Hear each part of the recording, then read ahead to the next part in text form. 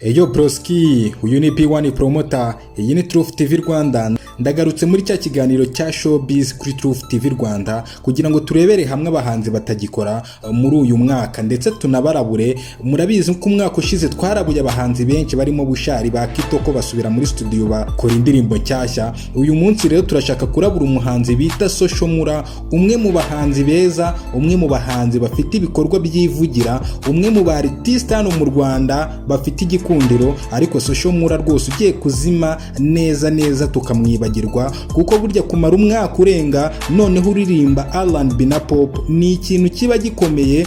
Kandi by'umwihariko rwose Mula yari afite hits, yari afite fans hanze aha, yari afite abantu bamukurikirana bamukunda cyane bavuga ati indirimbo nshya irihe. Ariko by'umwihariko Mula akubise umwaka wose wuzuye unarengaho nta ndirimbo nshyashya asohora.